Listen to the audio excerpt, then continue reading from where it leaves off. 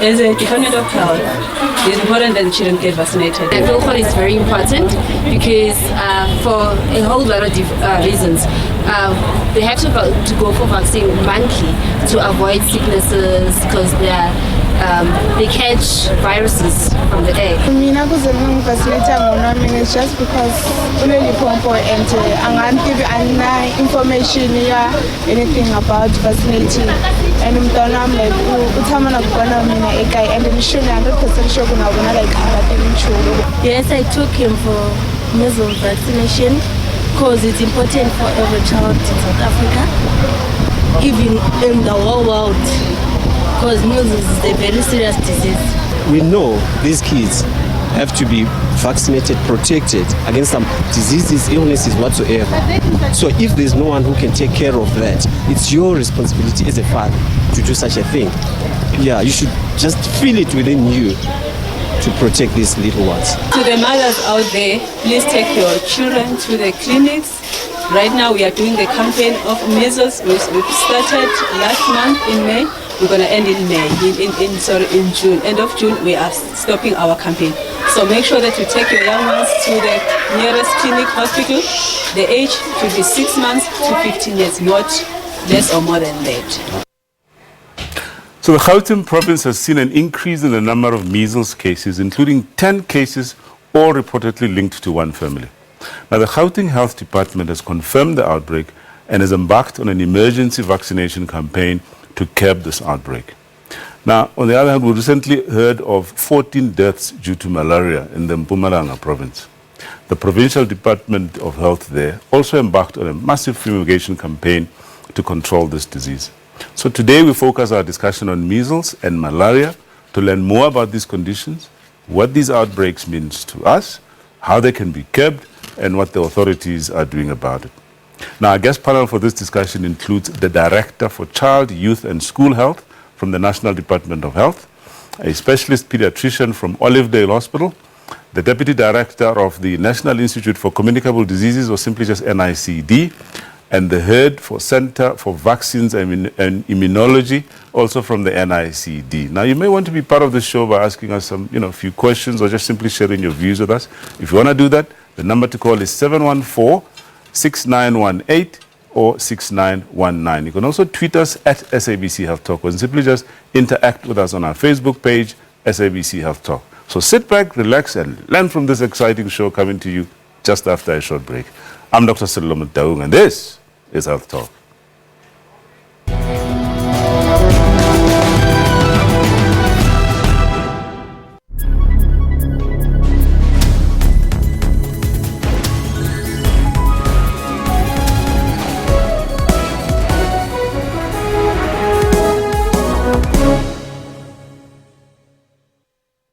On June 16, 1976, about 10,000 students took to the streets of Soweto to march against being taught in Afrikaans. Nobody expected that this is going to be a big thing because it was just a students' march.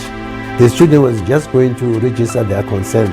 Their protest ended with a bloody standoff between them and the police. I didn't think that they were going to be that worse. The least that they could have done, yes, it was to give us a whip. Not shoot bullets and kill us. On June 16, join us on the SABC News Channel as well as your favorite SABC radio station as we journey through Orlando West and celebrate the heroes of 1976. This June, SABC News celebrates our youth. Today on Rights and Recourse, we will unpack the new traditional court mode. The idea of the bill is not to over-regulate. To basically set the principles. The most important aspect of this bill is that it understands that customary law by its nature is consensual, that I have a right to affiliate, I have a right therefore to opt in, and I have a right to opt out. The opt-out provision is basically one that you've got to respect the court in the sense of if you've been summoned, you've got to tell the clerk of the court at least that you're not willing to attend. The challenge that I would like to throw to the Department of Justice, it has to come up with mechanisms of ensuring that people who exercise their right to opt out or to opt in are not in any way victimized. #Rights with Dumila Mates on legal issues every Sunday at 2 o'clock Central African Time.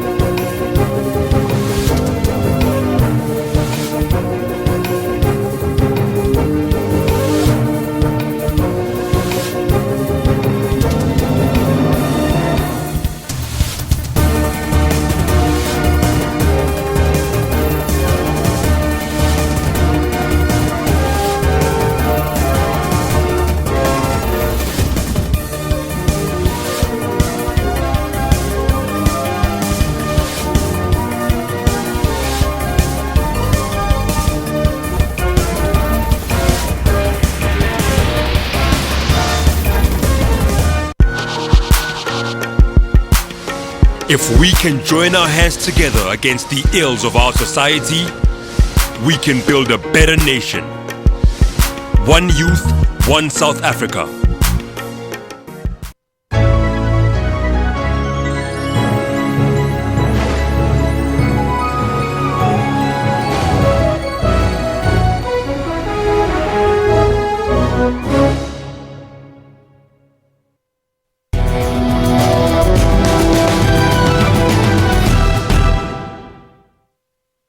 Thousands of babies countrywide are not getting their vaccinations on time, putting them at risk of contracting potentially deadly diseases. In 2010, South Africa had a national measles outbreak with almost 20,000 reported cases. Zitilele in rural Eastern Cape was one of the worst hit areas. Measles can have a fairly benign course, but it also, especially in older people, can have very serious consequences. And so when we had our measles outbreak a few years back, we had 8 deaths in the people that came, and most of them were sort of teenagers or young women or pregnant women. So it's a significant and a dangerous disease, and it had a massive impact on our community when we had our outbreak here. Pumla Tsama's 2-year-old daughter was one of the victims of the outbreak. She had never received the measles vaccine. Bathi lapha kule clinic endandiye kuyo bathi abanayo. So kungabangcono ndibuyele apha ababendithintela khona apho kufanele bandithintela khona bona abanayo. It's out of stock. And ngexesha umntana eqala ukugula zange ndicinge uba inoba yiyo, because i-symptoms zazo zifana nje neze-fever nje, ndacinga noba just a fever. I wasn't aware uba i-measles. Ndiyamkhumbula umntana wam kakhulu. I used to cry a lot when I'm alone. Ndicinga uba umntanam if ndandimthindelisile ngabe ngisenayo. 95% of our population has to be immunized in order to completely eliminate new cases of measles. But as Pumla found, there are often obstacles to receiving immunizations for one's child. Well, I think we still are not really getting the basics right. So I think that the first issue is that we still have stockouts of immunizations regularly. And so when mothers arrive, they often don't have immunizations. They get turned back. They get told to come back a week or two later. Often they don't have money to do that. For parents like Nomvuyo Seko who live in remote areas, it's not always easy to get back to the clinic after being turned away. Ndile eclinic ndiyothindelisa umntana 9 months. Kwathiwa ayikho imasisi, ze ndiphinde ndize i-12 months. Ndize 12 months. Andikhayi ke ngoku. Another worry is whether the vaccines being administered will actually work. Vaccines have to be stored at very specific temperatures, otherwise they can be rendered completely useless. Especially in rural clinics where electricity sometimes goes out, the gas fridges are not very effective, and also the other issue is often that the fridges are too cold and so they freeze the immunizations. We don't really know if those immunizations that the children are getting are effective immunizations. In addition to measles, children need immunizations against a host of other diseases. One of the ways Carl and his team have been trying to assist mothers is by teaching them how to understand their child's immunization card. there's often not an awareness of the fact that they haven't got a full schedule of immunizations at the visits that they should have got. Sometimes that is also not passed on to the mom, so they're not aware of the fact that that should be happening, and they don't, so they can't go back to the clinic and ask for these immunizations themselves. All right, so let's learn more about this measles. And with me in the studio is a panel of special guests. First up, let me introduce the lady in the middle. That's Dombima Zibugo, who's Director for Child, Youth and School Health from the National Department of Health. And closest to me on my left is Dr. Melinda Sushard. Dr. Sushard is Head of Center for Vaccines and Immunology at the National Institute for Communicable Diseases, and she's also a lecturer in the School of Pathology at Wits University. And ladies, welcome to Health Talk. Thank you for having us. Right, and the gentleman across me, at the extreme, on my extreme left, is Dr. Klaus Leshner. Dr. Leshner is a specialist pediatrician based at Olivedale Hospital. Welcome to Health Talk. Thank you. Right, let's stay with you. We're talking measles. What is measles? Well, measles is a viral infection that is very easily spread by tiny respiratory droplets. If somebody else has measles, they can transmit it. And it's highly infectious. About 90% of people who are susceptible will catch the disease if they've been unvaccinated, for example. Yeah. So what happens is there's an initial incubation period of about 10 days where you feel fine. Somebody's infected, basically. Yes, your body's got the virus, but you don't show any symptoms. Right. Then you enter the prodrome phase, where you start to exhibit symptoms, which can be quite uncomfortable. You feel weak. We're going to come back to symptoms, but let's just get a sense of how common this condition is currently in South Africa. Perhaps Dombi can tell us. Thank you for that question. I think measles is still very common. It's just that because children are now getting vaccinated, we don't see a lot of measles in hospital. And probably it's also a disadvantage on our side because parents are not seeing a lot of these sick children. They then decide that there's no need to take my child for vaccination. They probably don't know, when the disease sets in, I guess. Probably. Vaccination is another story we're going to come back to. You wanted to say something on the prevalence and incidence of measles? I was just going to give some facts and figures. So Sure. I think it was already mentioned in the intro that from 2009 to 2010 we had something like 18,000 cases in South Africa of measles. And then we monitor very closely, and we in a usual setting there should be no cases of measles. We hope to have no cases of measles, but we do every year see a few cases per month, but not clustering. We have had an outbreak in the end of 2014 of about 40 cases in the Northern Cape, and then came the outbreak in 2017. Well, talk about outbreak. What really constitutes an outbreak? Perhaps any of you can respond. Yeah. An outbreak is defined by the World Health Organization as any 3 lab confirmed measles cases in a district or a province. Right. So in Gauteng, we've had more than 3 cases. In a district, it started in the district and then the whole province. So once a district has got more than 3 cases, then it is declared an outbreak. So essentially, we're not supposed to be seeing cases of measles. That's essentially what we're saying. We heard the story of 10 cases in Gauteng linked to one family. Do you want to perhaps just comment on that? I think what happened, this family, it was relatives and children who have never been vaccinated before. So there's no history. We don't know whether they were vaccinated, but there was no history of vaccination in that family. So that's when it started, and that's how it started, with this one child not vaccinated. And they had a visitor who was in an area that has a measles outbreak. So that's how the measles sort of spread in Gauteng. Okay. So Dr. Leshner, for somebody watching this program probably wondering, so how will I know that my child or I have measles? We hear about these rashes and so. What are the typical signs and symptoms of measles? Okay, so the initial symptoms are feeling very weak, temperature, red eyes, a very blocked nose. They often have a dry mouth, and they develop a cough, which is a little bit different to the German measles, which is a milder milder symptoms. Now, a few days, that lasts for a few days, about 3-4 days. Then they can develop tiny little white dots in the inside of their cheeks, which is normally something doctors see, not usually seen by family members. And then soon after that, they develop a rash. And the rash is quite interesting because it starts initially on the neck area. It spreads down onto the shoulders and then onto the rest of the body, eventually ending up on the arms and legs and even going onto the palms and soles of the feet. And during this time, you're still having a high temperature up and down. And then after about 4 days of the rash, then it starts to fade, again from the head downwards.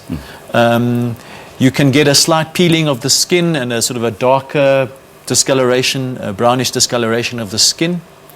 And the cough, interestingly, the cough can continue for 2 to 3 weeks. But it sounds like these are not typical signs. I mean, anybody can get a rash and anybody can get a cough. Yes. So perhaps you want to comment on that. So I think anyone who is suspicious that they might have measles, for example, someone with a flu-like illness and a rash, needs to have a blood test for confirmation. Right. And that's important because without the blood test, you can't differentiate measles from other similar childhood rash illnesses.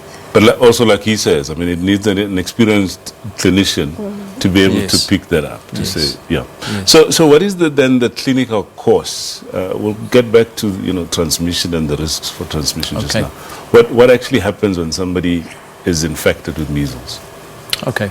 Well, you develop the rash and the cough, and then you usually recover. But it depends in which setting you are living. If you're in a poorer background, you may develop complications. If you're not well nourished, then you can get a severe pneumonia with difficulty with breathing, and you might need to be admitted to hospital. You can also develop gastroenteritis and become dehydrated and need intravenous fluids. Other complications, you can get damage to your eyes. You can get ear infection. You can also get, which is not common, an encephalitis where you have severe headache and difficulty to look into light and a stiff neck. And you can die from these conditions, especially the pneumonia. Right. You can get secondary bacterial infections, so different bugs can then make you more sick, and that can be dangerous. Okay. Yeah. What causes outbreaks? I mean, we heard that, transmission obviously is from somebody who's infected, but why do we have outbreaks from time to time? So because measles is such an infectious virus, as we've heard, measles is one of the most infectious pathogens actually that we know, much more infectious than influenza or even than Ebola. So once one person has it, it spreads very quickly to others. So the reason we see outbreaks is because our vaccine coverage is not 100%. In other words, not 100% of every birth cohort of all the children born are vaccinated. So as soon as there is a group of unvaccinated children, they will spread it from person to person to person. Okay. Before we go on a break, we just need to clear one thing. I've just had a question to say, what is the difference between measles and German measles? You hear of German measles. What is that? Yes. German measles is similar, but it's milder. You don't have that intense cough with German measles. You feel less sick. You do get a rash, which tends to not be as intense. It's a milder rash, and you have fewer complications with German measles. You have less chance of ending up in hospital with a pneumonia or needing intravenous fluids. The problem with German measles is if you're never been vaccinated against it and you're pregnant with an unborn child, then in the early part of your pregnancy, the German measles can damage your unborn child. I think that is the greatest risk. Very scary indeed. Okay, well, time for a quick commercial break. When we come back, we now learn about how measles can be prevented. Please stay with us.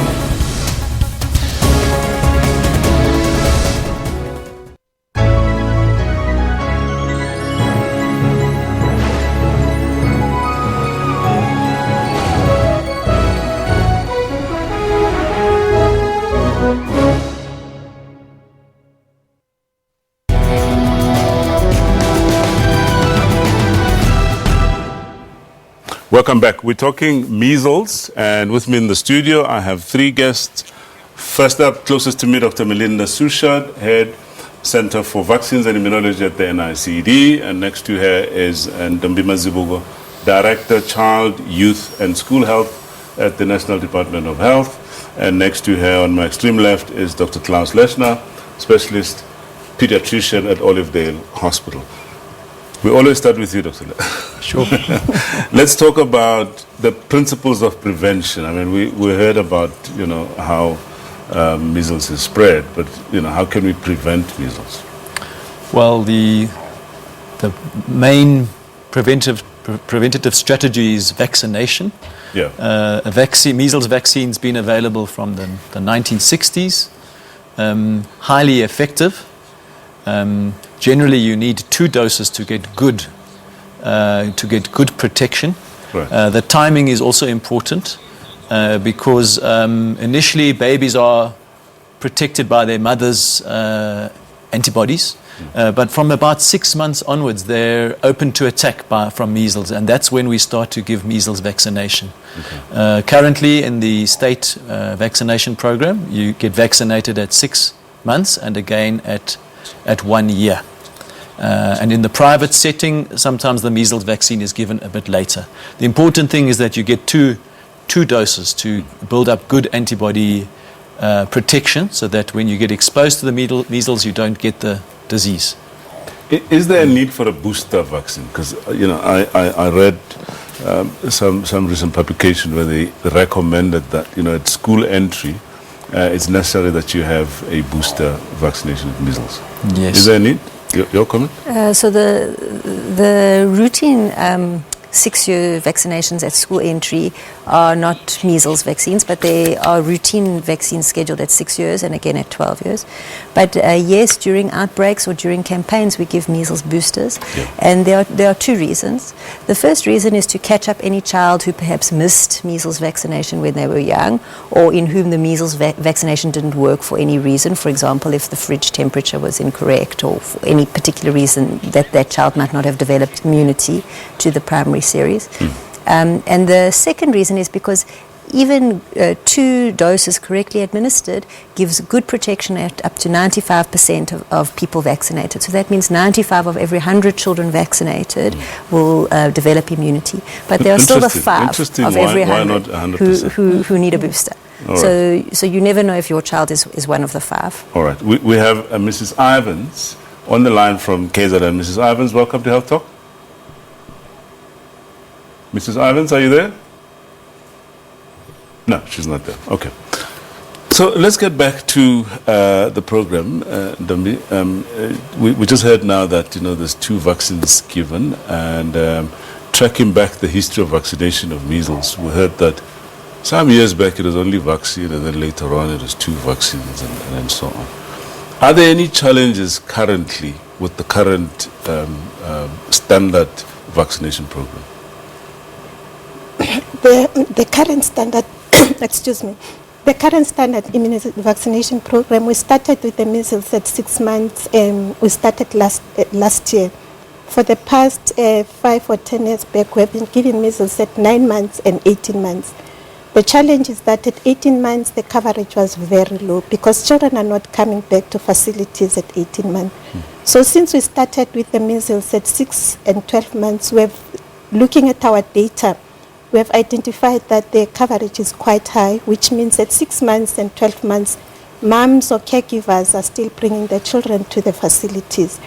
But that shouldn't be the reason for not vaccinating children, because we know that after 12 months, children are also in the early childhood development centers. So we should be reaching them where they are, and which is what our integrated school health program is also doing. They go to the ECD centers and vaccinate children who have never been vaccinated. And those children that don't have a road to health booklet, because what we're encouraging moms to do is to carry a road to health booklet all the time when they come to a health facility. So if a child comes to a health facility and they don't have the road to health booklet, the child will still be vaccinated and be issued with a new road to health booklet. Yeah. The only thing that will not happen is to do a backward catch of the vaccines that were not given in that particular facility. So the facility will record the immunization that has been given on that particular day. So there is no reason for mom to say, I can't go to a clinic because I don't have a road-to-head booklet, because the clinics are supposed to issue road-to-head booklet to any child who doesn't have it on that particular day and vaccinate accordingly. Yeah, obviously we're looking at perhaps the reasons why some of the mums aren't coming through to get the babies vaccinated. Possible stories out there, I mean, maybe let's start with availability of vaccines. You often hear somebody say, I went to this clinic and I was told there's no measles vaccine, I must come back some other time. We still get quite a lot of those sort of anecdotal reasons why babies were not vaccinated, because there was no vaccine, the attitude of healthcare providers. But I think that the important thing is as a health department, for us, recognize where our challenges are. I think we have realized that our biggest challenge was to mobilize the demand side, the caregivers, so that they demand the services. So the minister launched what we call a Mom Connect. So where moms during pregnancy, they will register so that they can get messages that relate to their pregnancy during pregnancy. But after delivery, they continue to get messages that are relating to the baby. For example, telling the mom that breastfeed exclusively for the first 6 months, reminding them that now your baby is six weeks old, must go for immunization, reminding them that 6 months old, you must go for immunization. The other good thing with Mom Connect is that mothers are able to send messages of complaint if they have been turned back from a facility because there was no vaccine. Through that Mom Connect, they can send a message to say, in facility so-and-so, on this particular day, I was turned back because there was no vaccine. So at the national office, we're able to look at that and contact that facility, because currently we don't any vaccine challenges. We've got about 7 million doses of measles vaccine for the campaign. So there is no reason for any child not to be vaccinated. All right. We're going to come back to other issues, but let's take Jane on the line from Johannesburg. Jane, welcome to Health Talk. Good afternoon. Thank you very much for taking my call. Yeah. You were just saying about the injections when the children are going to school. I can't remember whether my daughter had an injection when she was 12 years old. I kept thinking about it every so often, but never took her back to the doctor to check. Well, now she's in her 30s. So I'm wondering if she should ever have a baby, and, just listening to your talk just now. Does she still need to have that booster injection? Good question. Thank you very much. Let's hear from the experts. Yeah? Sorry, how old did you say your child was? In her early 30s. Early 30s? Yeah. All right. I'll tell you what. We need to go for a quick break. When we come back, I'd like you to please just think about it during the break and then, we'll answer that question. Okay. Time for a quick break. When we come back, we'll continue our discussion on measles. Please stay with us.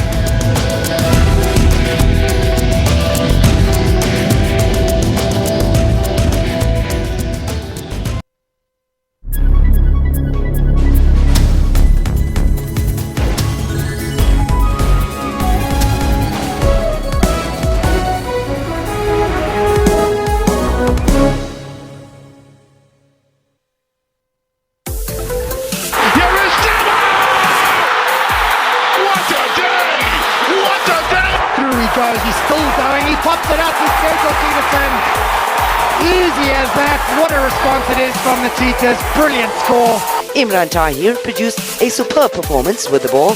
The Proteas leg spinner put his side in the driving seat, scalping 3 wickets for just 18 runs. Gifton Gope is flying toward third, and he is there with a triple, his first in the big leagues. It is a Ferrari front row lockout, unless Hamilton can get on pole, and he can't. Ferrari, for the first time since France in 2008, have locked out the front row. For all your sports news, keep it locked to Sports Live every Saturday and Sunday from 20:30.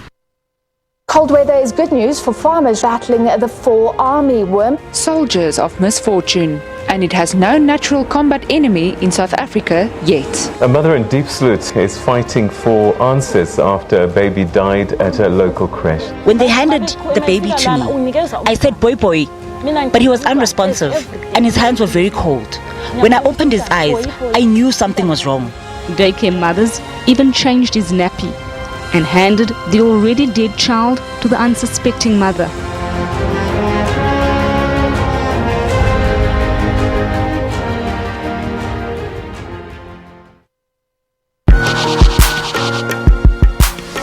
If we can join our hands together against the ills of our society, we can build a better nation.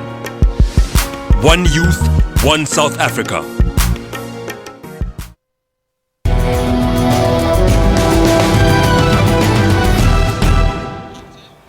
Welcome back, and thanks so much for staying with us. And if you've just joined us, we're talking measles, and we've been talking a little bit about the vaccination campaign. And from us, Joburg Studios here, we have from the Department of Health, Ndombima Zibogo, who's the Director for Child, Youth and Social Health, and of course, Dr. Melinda Sushad, who's Head Center for Vaccines and Immunology at the NICD, and Dr. Klaus Lechner, a pediatrician at Olivedale Hospital. Before the break, Dr. Lechner, we had a question. I almost forgot. We had a question around somebody who has a 30-year-old daughter who she can't remember whether the daughter, had a vaccine when she started, the schooling at around age 12. I think that's what she mentioned. And the question is it safe? Will it be safe for her to have a baby? It's a good question. It's highly likely that unless there was a conscious decision for her not to vaccinate her children, that she's received certainly the initial vaccinations. Any person planning a family should consult their doctor to see that they're in a good general health. And currently in pregnancy, they are recommending a tetanus booster, which is very important to keep your tetanus vaccination up to date. So essentially, if she goes to antenatal clinic, Yes. she should be able to receive all the necessary care. Yes. All right. Before we, in the last segment, you mentioned something that I thought it's worth going back to.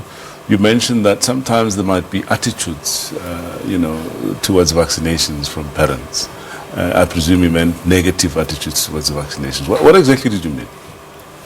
I think some of the parents, if for example you take your child to a facility for the first time and for vaccination, and you are never given a proper explanation why your child is vaccinated, what is this going to protect your child against, and also though there are no serious adverse events following immunization, it's important to inform caregivers that the child might develop a fever, they might have a little abscess, so that the parent is aware of those adverse events.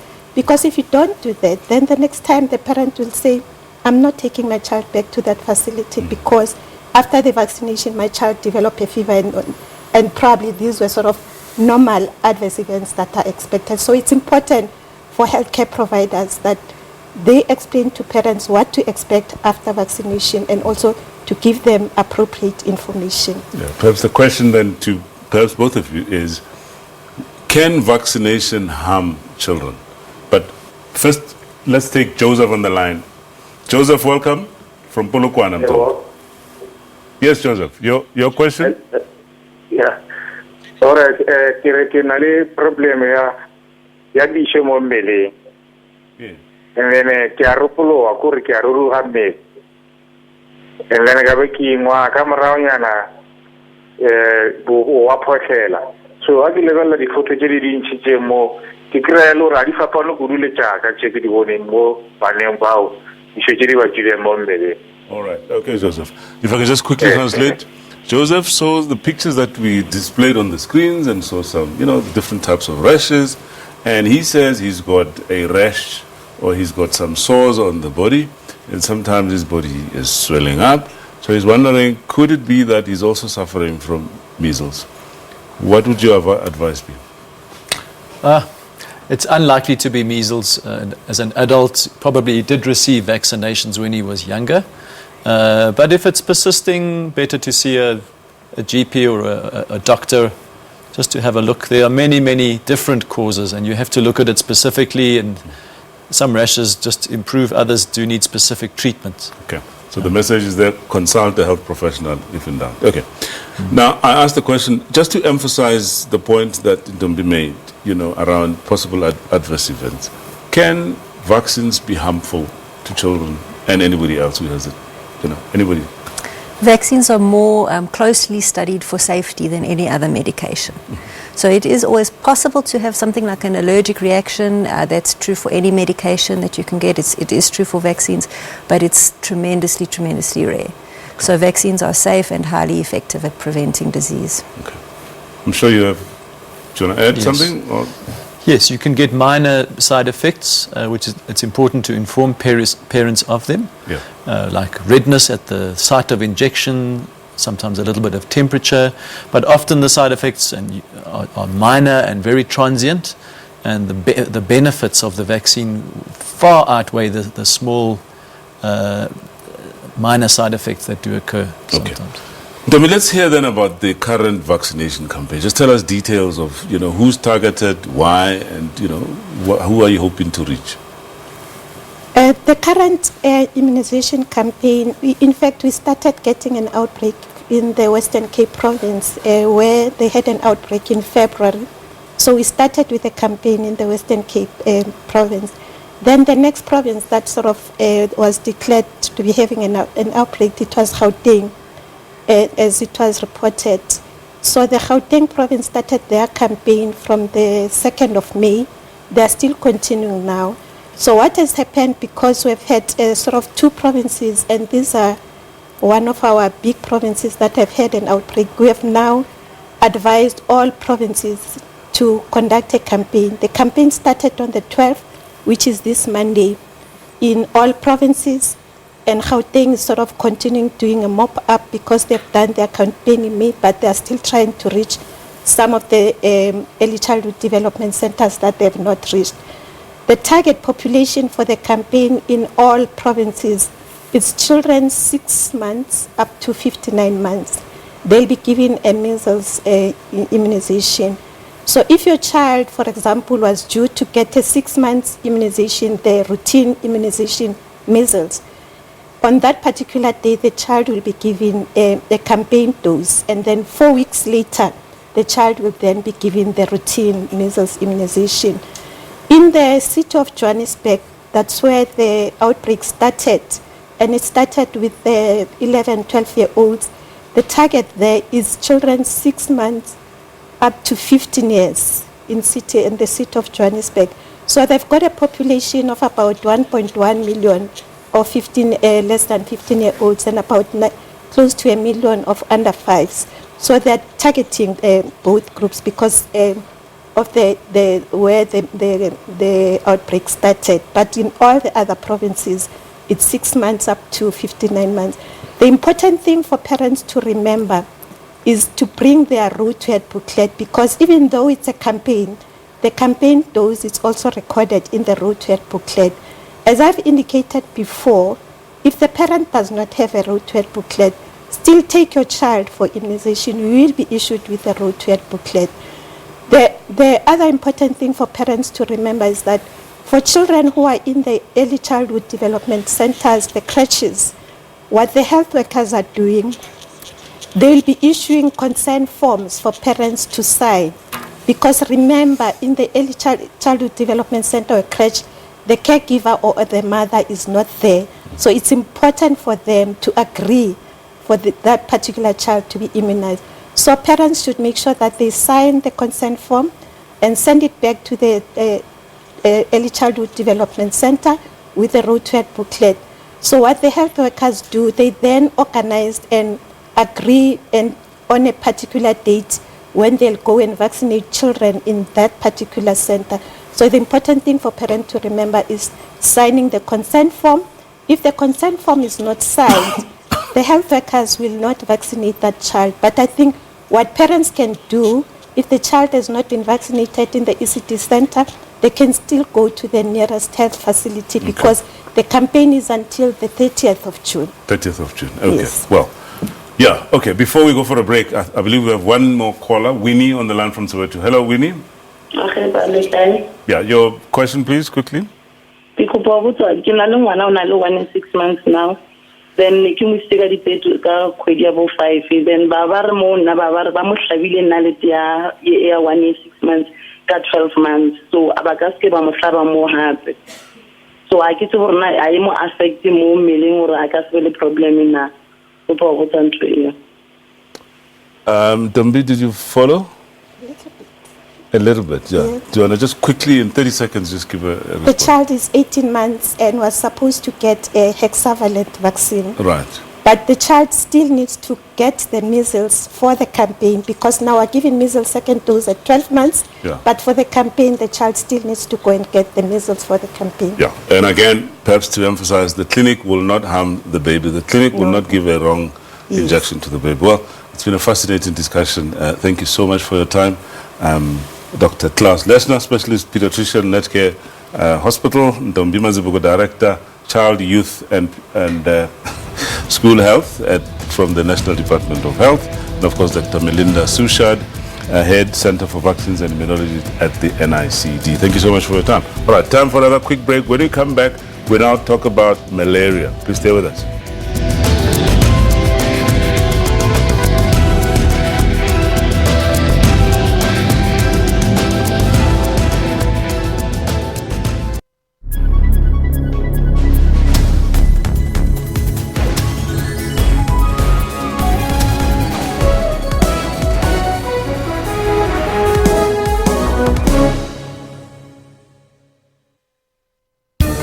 Water-wise, water is an essential need. The scarcity of it could lead to loss of many lives, including livestock, plants, and much more. It requires us to use it sparingly and responsibly in times of need, failing which our taps and sanitation will not function. For more on water and weather issues, stay tuned to News Today, every Friday at 4:45 Central African Time. SABC News, making you water-wise. It is 6 p.m. Central African Time, broadcasting live from Johannesburg. This is Primetime News.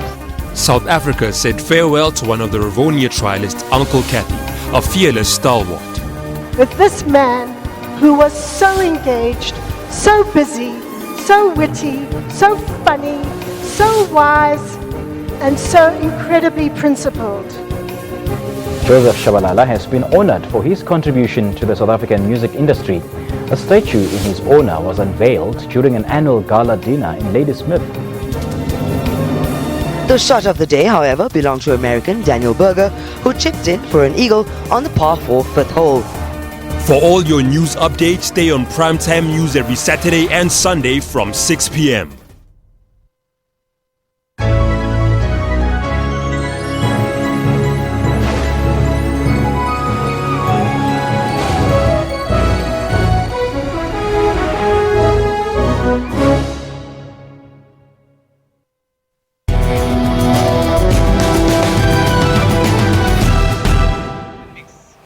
At least 14 people have died from malaria in Mpumalanga. Over 1,000 cases of the disease have been reported in the province. The health department in the province has started a campaign to fumigate households and riverbanks in an attempt to control the deadly disease. Take a look at this. The Bushbuck Ridge area recorded the highest number of malaria cases. 633 out of the 1,330 reported cases were here. The Provincial Health Department says it's coping amid a rise in the number of those affected.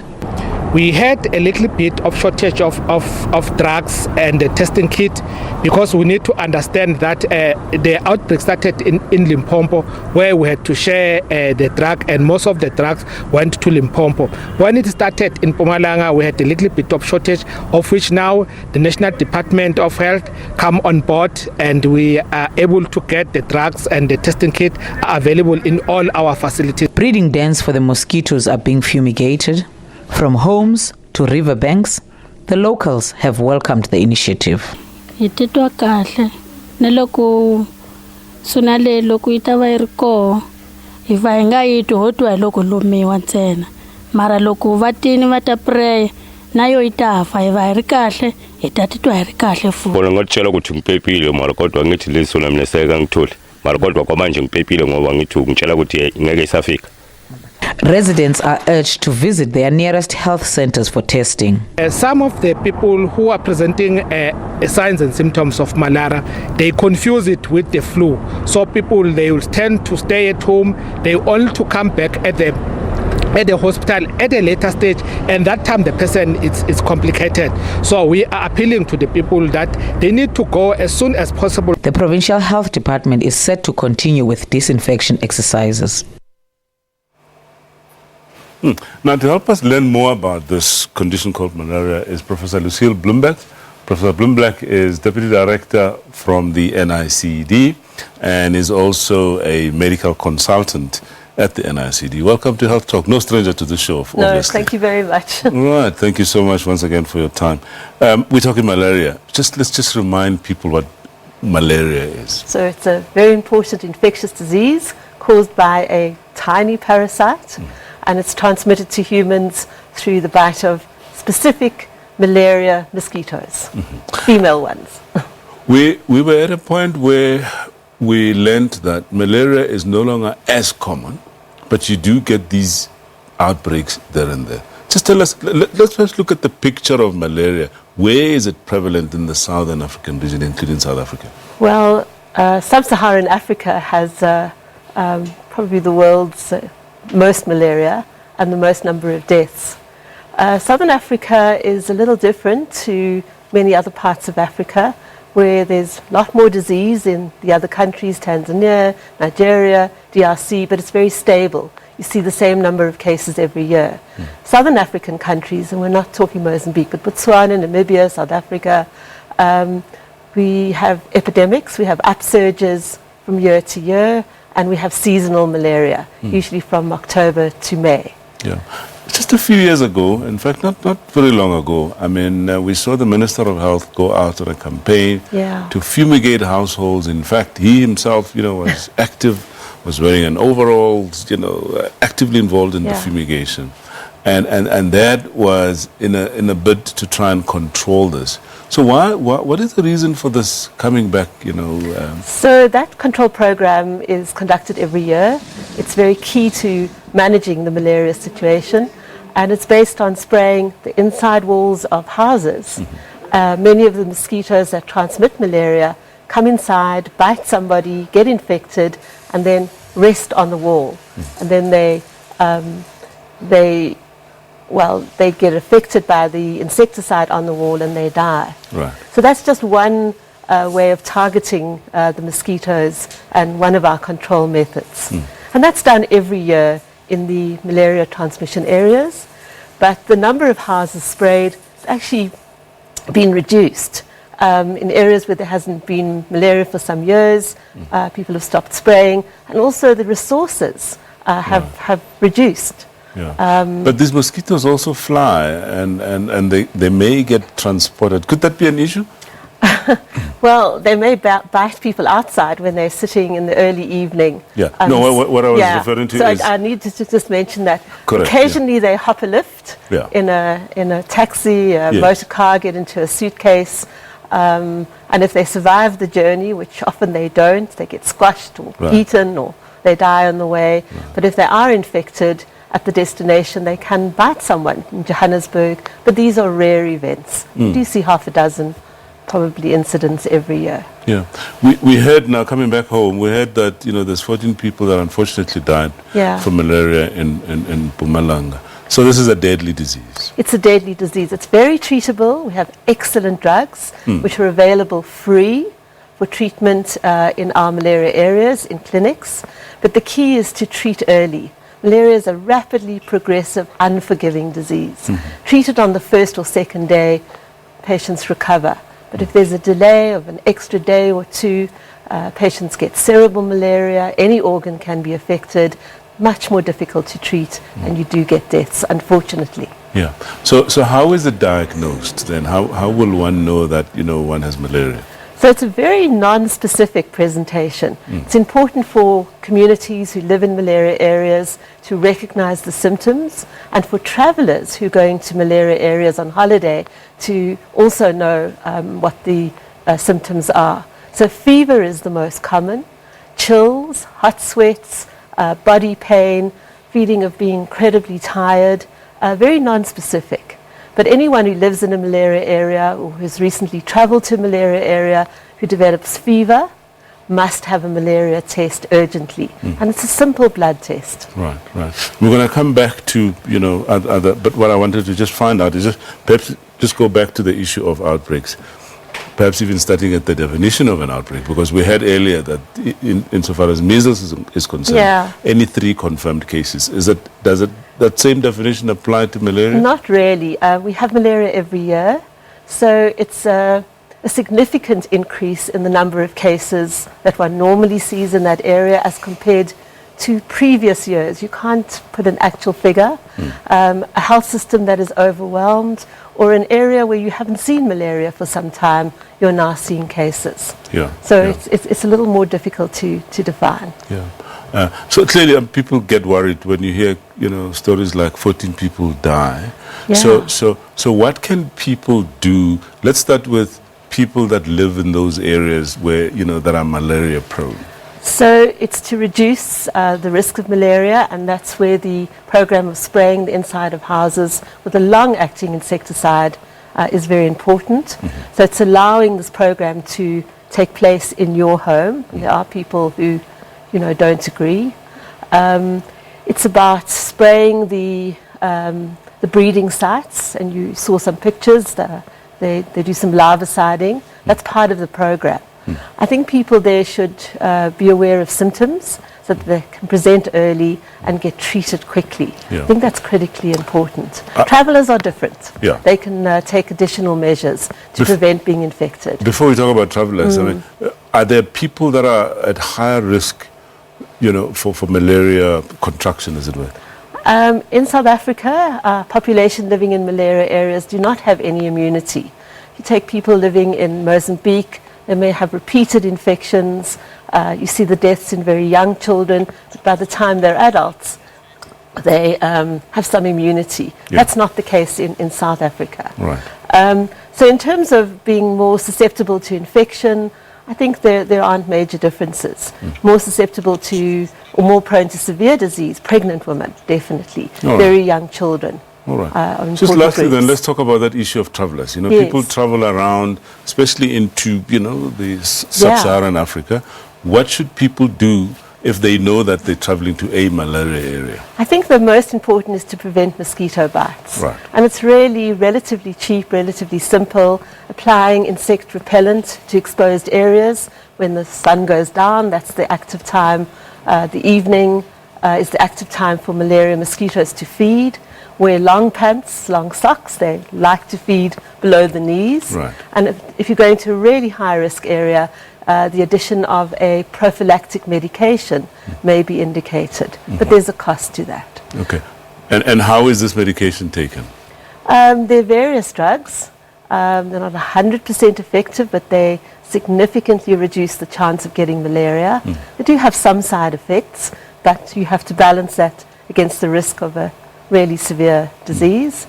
And they're different regimens, daily before you go, daily while you're there, or weekly. But I think the most important and the one that is easiest is to prevent mosquito bites. Mosquito nets, using coils, I think are important interventions. Well, Prof. Bloomberg, as always, what a wonderful, insightful discussion.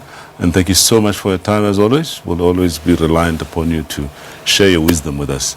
That's Prof. Lucille Bloomberg, Deputy Director, NICD, and also medical consultant there. So, folks, thank you so much for staying with us. That's all we have for you, unfortunately, today. That's all the time that we had.